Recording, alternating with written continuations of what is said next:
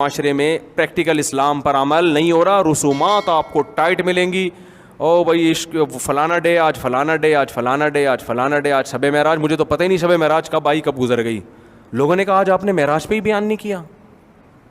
میں نے کہا خدا کی قسم مجھے نہیں پتا تھا کہ آج شب معراج ہے، کیونکہ یہ کوئی تاریخ 27 رجب شب معراج ہے ہی نہیں، تو لوگوں نے بنائی ہوئی ہے. اسلام نے معراج کا بتایا، شب معراج کی ڈیٹ کو مینشن نہیں کیا، کیونکہ معراج میں بہت سارے اسباق ملتے ہیں. معراج کی تاریخ پتہ چلنے سے ہماری عملی زندگی کا کوئی تعلق نہیں ہے. لیکن وہی بات ہے، لوگوں کو تو انٹرٹینمنٹ چاہیے. انہوں نے نبی کی پیدائش کا دن بھی نکال لیا، نبی کی وفات کا دن بھی متعین کر لیا، اور شب معراج بھی بتا دیا، اور فلانی تاریخ فلانی تاریخ، اور پھر جو انہوں نے کرنا تھا وہ کر رہے ہیں. کیا 27 رجب کو معراج النبی صلی اللہ علیہ وآلہ وسلم کا واقعہ ہونا ثابت ہے، یا پھر یہ ڈیٹ خود بخود مشہور ہو چکی ہے؟ واقعہ معراج کی تفصیلات بھی بتا دیں. شکریہ. یہ سوال اس لیے کیا جا رہا ہے کیونکہ رجب 1440 ہجری کا آخری اشرہ شروع ہو چکا ہے، اور اسی حوالے سے پاکستان، انڈیا اور بنگلہ دیش میں مساجد کے اندر معراج سے ریلیٹڈ جلسے منعقد ہو رہے ہیں. آج دیکھیں پریکٹیکلی تو اس میں تو کوئی شک نہیں ہے کہ نبی علیہ السلام کا یہ بہت بڑا معجزہ ہے، اور یہ معراج کا لفظ جو ہے غلط العام ہو چکا ہے. اصل میں اس معجزے کا نام ہے الاسراء والمعراج. نبی علیہ السلام کو صرف معراج نہیں ہوئی ہے بلکہ الاسراء بھی ہوئی ہے. اس لیے آپ بخاری مسلم میں احادیث اٹھا کے دیکھیں گے نا، اور آپ ان احادیث کے اوپر باب دیکھیں گے تو وہ اس نام سے ہوں گے الاسراء والمعراج. الاسراء کہتے ہیں رات کے سفر کو، جو نبی علیہ السلام کو، اور اسی کے نام پہ سورت بھی ہے، سورت الاسراء. 15ویں پارے کی جو سورت ہے پہلی، سٹارٹ ہی اسے ہوتا ہے سبحان الذی اسرا بعبدہ لیلا من المسجد الحرام الی المسجد الاقصی الذی بارکنا حولہ لنریہ من آیاتنا. کہ پاک ہے وہ ہستی جو اپنے بندے کو راتوں رات لے گئی بیت اللہ سے بیت المقدس کی طرف. یہ جو سفر تھا نا آپ کا زمینی، تقریباً اس زمانے میں تو 40 دن کا سفر تھا جو ایک رات میں طے ہوا. اسے کہتے ہیں الاسراء، یعنی رات کا سفر. رات، ٹھیک ہے آپ لوگ نکلیں. الاسراء رات کا سفر. اور دوسرا ہے المعراج، جو بیت المقدس سے 7 آسمانوں کا جو سفر طے کروایا، بیت اللہ یعنی بیت المقدس سے لے کر سدرۃ المنتہا تک، وہ کہلاتا ہے المعراج. المعراج یعنی آپ کا عروج، بلندی کا سفر. تو یہ معجزے کا پورا نام ہے الاسراء والمعراج، یعنی نبی صلی اللہ علیہ وآلہ وسلم کا زمینی سفر بیت اللہ سے لے کر بیت المقدس تک، اور آسمانی سفر بیت المقدس سے لے کر سدرۃ المنتہا تک. تو یہ معجزہ. باقی رہا اس کا رجب کے مہینے میں ہونا، اس کے بارے میں تو کوئی ثبوت نہیں ہے کہ کس مہینے میں ہوا. البتہ بخاری مسلم میں درجنوں احادیث موجود ہیں اس معجزے کے اوپر، ڈیٹس کوئی نہیں آئی ہیں. تو یہ بال کوئی انہوں نے خود جوڑ جاڑ کے کر لیا ہوا ہے، چلو وہ تو ہمیں اس سے کوئی اختلاف نہیں ہے، اور اگر کوئی جلسے بھی کرتا ہے کوئی اختلاف نہیں ہے. اس جلسے میں کہانیاں نہ بیان کریں، قرآن و سنت سے آپ جو معراج کا واقعہ ہے وہ بیان کریں. میرے آقا صلی اللہ تعالیٰ علیہ وسلم کے معراج، اب یہاں سے سدرۃ المنتہا کے بعد جو مقامات تھے، اللہ رب العزت کے حضور جو میرے آقا گئے ہیں، اللہ اکبر، وہ کیفیت کو ہم بیان نہیں کر سکتے. وہ کیسی تھی، وہ کون سی جگہ تھی، اور میرے رب کو میرے آقا نے کیسے دیکھا. حضور صلی اللہ علیہ وسلم سے پوچھا بھی صحابہ نے، تو حضور نے اتنا کہا، میں نے میرے رب کو بہت حسین شکل میں دیکھا، لیکن کوئی چہرہ ایسا تھا، یا کوئی ہاتھ تھا، کوئی پیر تھا، معاذ اللہ، اللہ کے لیے کوئی جسم ثابت نہیں کر سکتے. یہ بھی یاد رکھیں آپ، اللہ کا کوئی جسم ہم ثابت نہیں کر سکتے، کیونکہ جو تمہارے عقل میں آ جائے وہ خدا نہیں ہے. اللہ رب العزت کو کوئی احاطہ نہیں کر سکتا، وہ سب کو احاطہ کیا ہوا. اب یہاں سے میرے آقا صلی اللہ تعالیٰ علیہ وسلم فرماتے ہیں، مجھے آواز آئی اپنے رب کی طرف سے، احمد قریب آؤ، اے احمد قریب آؤ، اے احمد قریب آؤ. میرے آقا کا آسمانوں میں احمد نام ہے، زمینوں میں محمد نام. احمد بلایا جا رہا تھا. اس کے بعد رب تعالیٰ سے آپ قریب ہوتے گئے، قریب ہوتے گئے. حضور صلی اللہ علیہ وسلم فرماتے ہیں، رب ذوالجلال نے اپنے دست قدرت کو میرے سینے پر رکھا، جس کی ٹھنڈک میں نے محسوس کی، اور میں نے دیکھا زمین کے سارے خزانے میرے سامنے کھلے ہوئے تھے. میں نے آسمانوں اور زمینوں کی ساری چیزیں دیکھ لیں. اسی وقت میں نے پوری کائنات کو دیکھ لیا. اللہ رب العزت جس کے سینے پر دست قدرت رکھے، اب اس سے کون سی چیز چھپی رہے گی؟ اسی لیے میرے عزیزو، ہماری یہ محفل بھی میرے آقا کی نظروں سے چھپی ہوئی نہیں ہے۔ اللہ نے اپنے رسول کو وہ طاقت و قوت اور تصرف عطا فرمایا۔ اب اندازہ کریں، حضور پاک صلی اللہ علیہ وسلم فرماتے ہیں اب جو راز و نیاز کی باتیں ہوئیں اللہ اور اس کے محبوب کے درمیان، اس کی ساری تفصیلات تو ہیں نہیں۔ اللہ تبارک تعالیٰ نے اپنے نبی سے کیا باتیں فرمائی؟ بہت ساری باتیں تھیں، لیکن جو امت کے لیے تھی وہ اہم باتیں تھیں۔ حضور پاک صلی اللہ تعالیٰ علیہ وسلم کو اس وقت میرے رب نے ایک آپشن دیا، اختیار دیا۔ ویسے تو خود اللہ نے بلایا ہے، آج میرے آقا جو مانگتے وہ مل جاتا، اور ملا بھی۔ اندازہ کرے، حضور صلی اللہ علیہ وسلم سے رب تعالیٰ یہ فرما رہا ہے، اے محبوب آج تمہاری کوئی حاجت ہو تو بیان کر دو۔ اگر رسول پاک صلی اللہ علیہ وسلم، کیونکہ میرے آقا نے کبھی یہ نہیں کہا کہ مولا مجھے اب کسی چیز کی حاجت نہیں، بلکہ ہمیشہ ہم تیرے محتاج ہی ہیں۔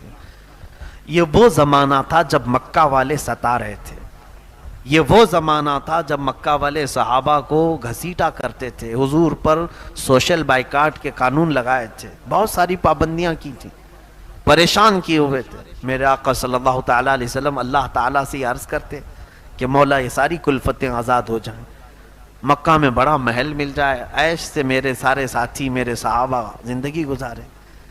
حضور صلی اللہ تعالیٰ علیہ وسلم سے جب رب تعالیٰ نے فرمایا اے محبوب آج تمہاری کوئی حاجت ہے تو بیان کرو، میرے آقا صلی اللہ علیہ وسلم نے فرمایا مولا ایک حاجت ہے میری، ایک حاجت ہے میری۔ تو رب نے فرمایا کہو میرے محبوب۔ میرے آقا نے عرض کیا مولا میری امت کی بخشش میرے حوالے کرتے، میری امت کو میرے حوالے کرتے۔ رب حب لی امتی، جس کا مطلب یہ ہوتا ہے حب لی، مجھے دے دے میری امت۔ جو نہ بھولا ہم غریبوں کو رضا، یاد اس کی اپنی عادت کیجئے۔ جو نہ بھولا ہم غریبوں کو رضا، یاد اس کی اپنی عادت کیجئے۔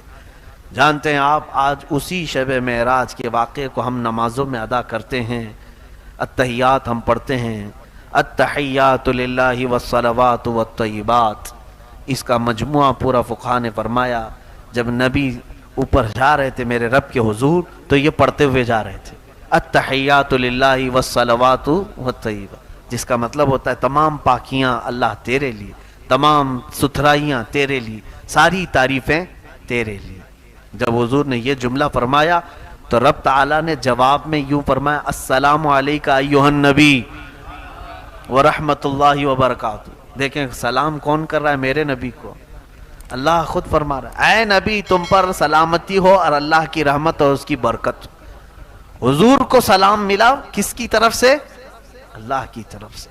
اور اس کے بعد حضور صلی اللہ علیہ وسلم نے پھر دوبارہ یوں عرض کیا، دیکھیں یہ بھی موقع کیسا ہے میاں، اگر ہمیں کوئی بڑا آدمی سلام کر لے تو ہم کیا سوچیں کہ اب ہماری حیثیت بڑھ گئی، کسی اور کو یاد کریں نہ کریں، مگر حضور پاک صلی اللہ تعالیٰ علیہ وسلم کو جب اللہ نے سلام فرمایا تو حضور آگے بڑھ کر یوں عرض کرتے ہیں والسلام علینا وعلی عباد اللہ الصالحین۔ مولا صرف مجھ پر نہیں میری امت کے سارے گنہگاروں پر بھی تیرا سلام اور صالحین بندوں پر بھی تیرا سلام ہو۔ میرے آقا کہاں ہمیں فراموش کیے، کہیں ہمیں بھولے ہیں میرے آقا؟ رسول کریم صلی اللہ علیہ وسلم نے ہمیں کسی جگہ پر چھوڑ دیا ہے؟ اے میرے عزیزو، اللہ کے حبیب صلی اللہ علیہ وسلم نے جب یہ عرض کیا سارے ملائکہ سن رہے تھے اللہ کا کلام اور نبی کا یہ کلام۔ حضور نے پہلے کیا کہا اللہ کی تعریف میں؟ التحیات للہ والصلوات والطیبات۔ تو رب تعالیٰ نے فرمایا السلام علیکہ ایھا النبی ورحمۃ اللہ وبرکاتہ۔ میرے آقا نے پھر کہا والسلام علینا وعلی عباد اللہ الصالحین۔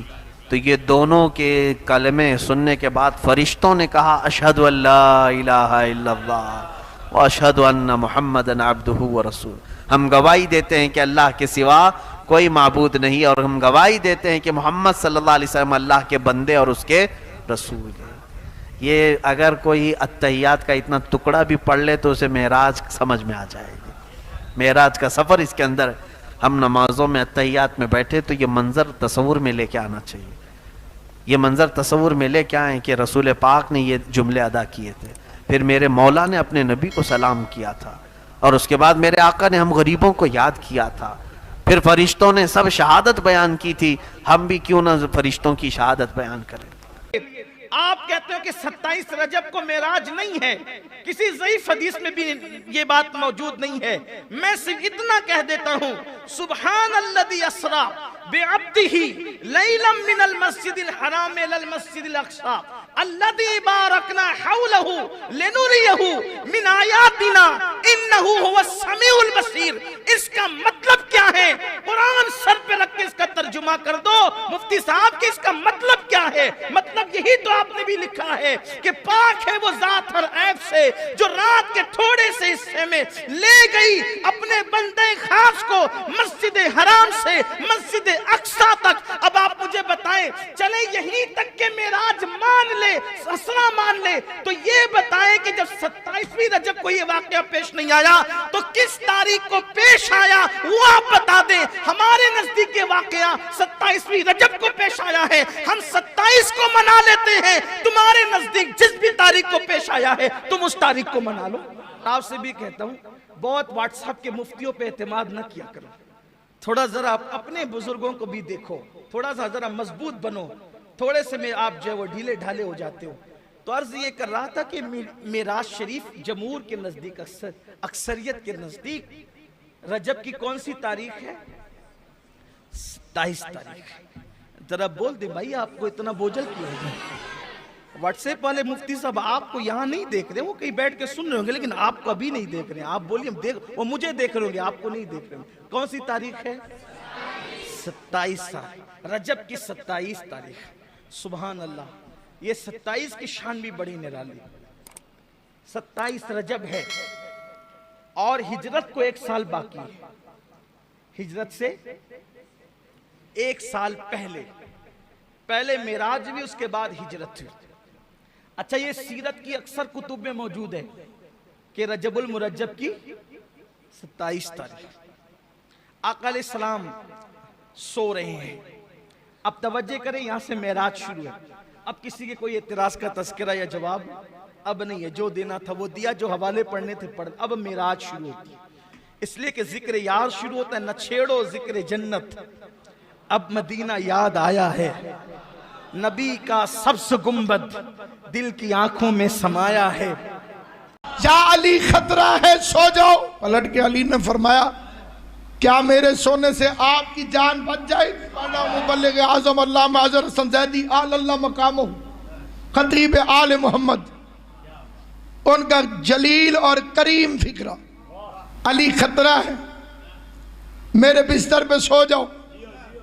مسکرا کے علی نے پوچھا کیا میرے سونے سے آپ کی جان بچ جائے گی؟ پیغمبر نے فرمایا ہاں اگر تم میں بن کر سو جاؤ۔ سب سے پہلا سجدہ شکر میرے بادشاہ علی نے ہجرت کی رات کیا، سجدہ شکر۔ وہاں اسماعیل لیٹ رہا تھا، اس نے فرمایا میں صبر کروں گا۔ یہاں علی لیٹ رہا تھا، علی نے شکر ادا کیا۔ اسماعیل کے سامنے موت آئی تو صابر بنا، علی کے سامنے موت آئی تو شاکر بنا۔ پتہ نہیں کسے سمجھ آئے گی بات اور کسے نہیں آئے گی۔ صبر ہوتا ہے مصیبت پر، شکر ہوتا ہے نعمت پر۔ ہجرت کی رات ہے جب میرے بادشاہ نے پیغمبر سے فرمایا کیا میرے سونے سے آپ کی جان بچ جائے گی؟ میں پوچھتا ہوں یا علی یہ پوچھنے کی ضرورت کیا تھی؟ عجب نہیں کہ میرا مولا جواب دے کہ میں نبی سے نہیں پوچھ رہا تھا، نبی سے پوچھ کر امت کو بتا رہا تھا کہ ہجرت کی رات محمد کی جان کو خطرہ تھا۔ جان سونے والے نے بچائی ہے، رونے والے نے نہیں بچائی۔ تو رسول بول رہا ہے، پیچھے دیکھیں تو علی بول رہا۔ اگلے دن جب رسول گھر سے نکلے تو اب رسول تنہا نہیں تھے، اب ساتھ علی تھے۔ آگے آگے محمد و رسول اللہ تھا، پیچھے پیچھے علی ولی اللہ تھا۔ مکے کی گلیوں میں ولایت نے رسالت کا تحفظ کیا، मोहम्मद रसूल अल्लाह फैलता गया क्योंकि अली वलीउल्लाह दफा कर रहा था। ला इलाहा इल्लल्लाह की बुनियाद रखो गई मोहम्मद रसूल अल्लाह की वजह से। हजरत अबू तालिब ने आंखें बंद की, खुदा की आवाज आई मेरा मोहम्मद अब मक्का छोड़ दे। अब निगहबान चला गया है, अब सरपरस्त चला गया है, अब मुरब्बी चला गया है। तू मक्का छोड़, तू यसरब को मदीना कर। मदीने में लोग तेरे इंतजार में हैं, तू मक्का छोड़ दे। या अल्लाह मैं ऐसे रात की तरीकी में छोड़ के जाऊं तो लोग कहेंगे ये कैसा मुबल्लिग था जो रात की तरीकी में चला गया। आवाज़ परवरदिगार आई, तू जा ना, नफ्स छोड़ के जा।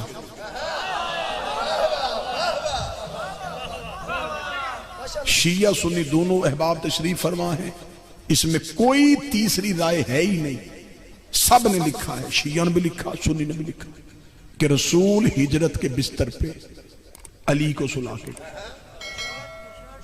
सुन्नी भाई भी इसी बात के कायल है। मैंने अपने एक सुन्नी दोस्त से पूछा था, मैंने कहा रसूल अली को क्यों सुला के गए? उसने बड़ी अकीदे वाली बात की। उसने कहा इसलिए कि रात को नबी के जिस्म से नूर निकलता था। आज बंदा वो चाहिए था जो सोए तो जिस्म से नूर निकले। तो मैंने कहा अगर नूर ही मजबूरी थी तो फिर नबी ने जबरील को क्यों नहीं सुलाया? जबरील भी तो नूरी है, जबरील भी तो नूर का फरिश्ता है। जबरील को सुला देते, अगर काफिर हमला भी करते तो उस पे हमला तो हो ही नहीं सकता था, फरिश्ते को तो तलवार लगनी नहीं थी। अच्छा होता रसूल अली को साथ ले जाते, जबरील को बिस्तर पे सुला देते। उसे कहा हद हो गई है, जबरील तो हमारे नबी का नौकर है और नौकर नबी के बिस्तर पे कैसे सो सकता था? नौकर नबी के बिस्तर पे कैसे सो सकता था? सुन्नी भाई घर जाके फैसला करना, जो मोहम्मद एक रात के लिए अपने बिस्तर पे जबरील जैसा नौकर नहीं बिठाता, वो अपने बाद अपने मिंबर पे किसी नौकर को कैसे?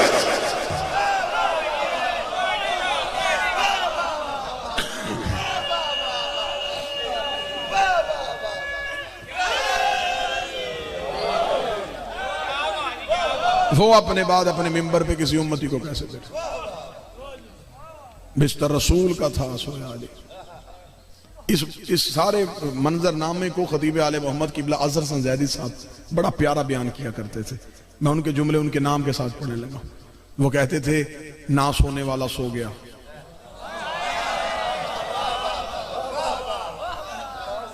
और उसे इसका सोना पसंद आ गया। उसने कहा यह सोना बड़ा खरा है, इसमें खोट नहीं, इसने मिलावट नहीं। उसे जबरील से कहा इससे जाके पूछ के सोना बेचेगा? जबरील ने आके कहा वो पूछ रहा है कि सोना बेचेगा? अली ने आके खोल कर कहा खरीदना उसने है, बेचना मैंने, तू दरमियान में क्यों है? उससे क्या सौदा करना है तो खुद कर। किबला ज़ैदी साहब कहा करते थे उस ना सोने वाले ने इस ना सोने वाले से पूछा तेरा सोना बड़ा खरा है, सोना बेच। अली की मुस्कुरा के आवाज है पहली बार तू भी खरीदने लगा, पहली बार मैं भी बेचने लगा, सौदा क्या करना, जो तेरी मर्जी।